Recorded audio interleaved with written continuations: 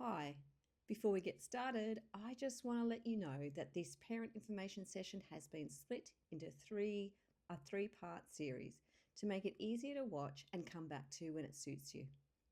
In this first video, we'll talk about why relationships become more challenging after children and the realities that many parents experience but rarely talk about. Then, in part two, we'll explore stress, conflict, and the mental load of parenting. And finally, in part three, we'll look at practical strategies to improve communication, strengthen connection, and support healthy relationships. So let's get started. Hi, and thank you for joining me. I'm Bonnie Maloney, the founder of Thrive, Connect, Succeed.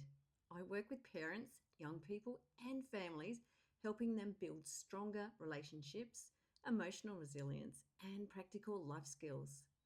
One thing I've noticed through my work and also through my own experiences is that becoming a parent can place enormous pressure on even the strongest relationships. Most people prepare for the baby, but very few people prepare for what happens to their relationship afterwards. Today, we're going to talk about why relationships often become harder after children, what is happening underneath the surface, and some simple things we can do to reconnect. The fact that you're here tells me that you care about your relationship, your family, and the kind of parent that you want to be. None of us get a manual for relationships or parenting. We're all learning as we go. So whether you're here because you're looking for ideas, support, reassurance, or simply curious about how to strengthen your relationship and family life, I'm really glad you're here.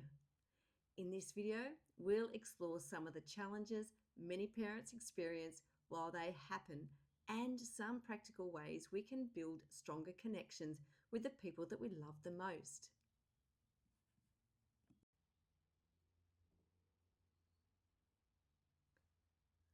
So before a baby arrives, we spend months preparing. We buy the cot, we choose the pram, we attend appointments, we read books, but very few people sit us down and say, your relationship is about to change, because life is about to become very different. It can still be great, but it's unlike anything that you've experienced before.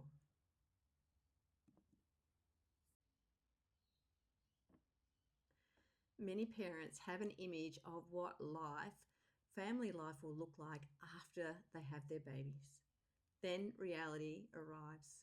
Suddenly you're exhausted, you have less time for yourself and less time for each other. And there may be financial pressures. The expectations that you had before children don't always match the reality you experience. That gap between expectation and reality is where disappointment often begins. I remember when my children were young, there were days when I was absolutely exhausted. I love my kids more than anything, but I remember thinking, why did nobody tell me it would be this hard? It wasn't because I didn't love being a parent, and it wasn't because there was something wrong with me or my relationship. I was simply tired, overwhelmed, and trying to adjust to a completely different life. When I was growing up, parenting often looked different. Children tended to fit into the adult's world. We followed our parents around while they got on with their life. There was less discussions about emotions, attachment, mental health, regulation, or the impact our parenting might have later in life.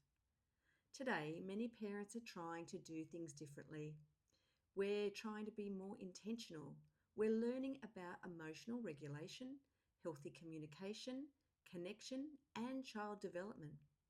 We're trying to break unhealthy cycles, be present with our children, support their emotional well-being, and build strong relationships with them. At the same time, we're still navigating careers, rising living costs, childcare, school commitments, social media, family responsibilities, and trying to find time for ourselves and our relationships somewhere in the middle of all of that. That's a lot. We're making more decisions, carrying more responsibilities, and often doing it with less support than previous generations had. So it's no surprise that becoming a parent can feel overwhelming at times. The reality is that becoming a parent is one of the biggest life adjustments most people will ever experience. If you're finding it hard sometimes, that's because parenting is hard. Acknowledging that isn't a weakness. It's often the first step towards getting the support, connection, and help that we all need from time to time.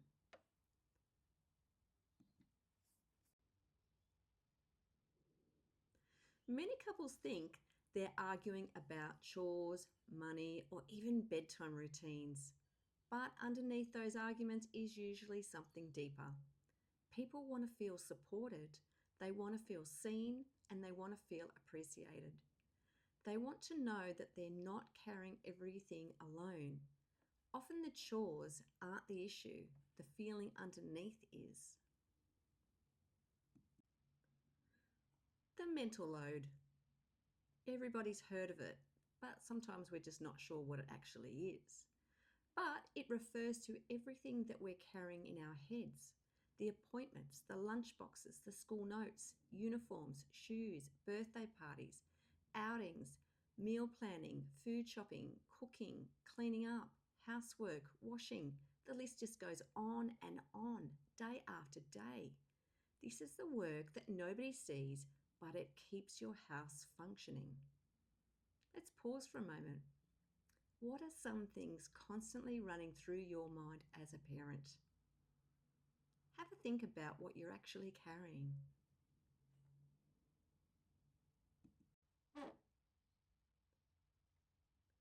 Imagine you're carrying a lunchbox. Every responsibility you have as a parent, it gets added into that backpack: school lunches, medical appointments, work deadlines, sport, laundry, birthday parties, remembering where everyone's shoes are. What are some things that go into your backpack? Write your responses down on a piece of paper, and once you have a good list, look at everything that you've written down. This is why you feel so overwhelmed. Many of these things are invisible. They're happening in our head all day long. And often our partner may not even realize that we're actually carrying all this.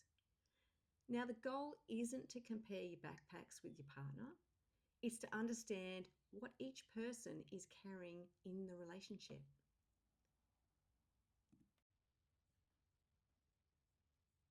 When people are stressed, they don't usually become the best version of themselves, let's be honest. Stress affects how we think, communicate, and respond. The important thing is to remember, often the stress is the problem, not the person or the things we are struggling with.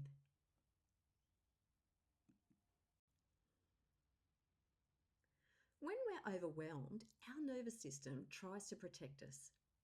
Some people fight.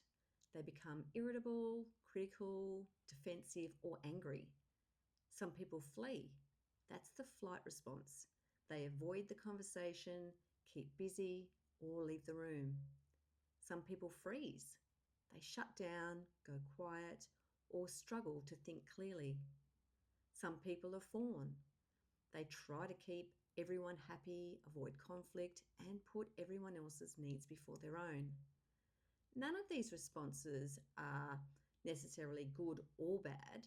They're simply ways our nervous system has learned to cope with stress over the years. I'd like you to think for a moment: when you're stressed, which response sounds more like you? And what about your partner? Take a moment to think about that,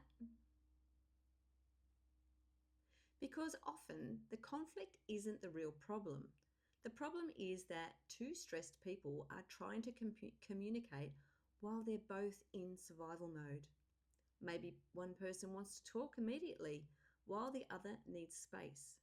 Maybe one person becomes critical while the other shuts down. Maybe one person tries to keep the peace while silently becoming resentful. Understanding your own stress response and recognizing your partner's can completely change how you view conflict. You stop seeing bad traits and start seeing stress. And once you can see what's happening, you can respond differently. Instead of asking, "What's wrong with them?" you start asking, "What might be happening for them right now?"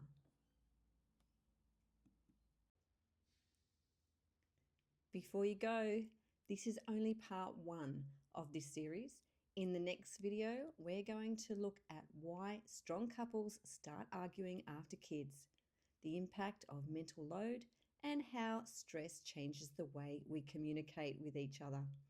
If you found this helpful so far, make sure you subscribe and click the notification bell so you don't miss part two. I'll see you in the next video.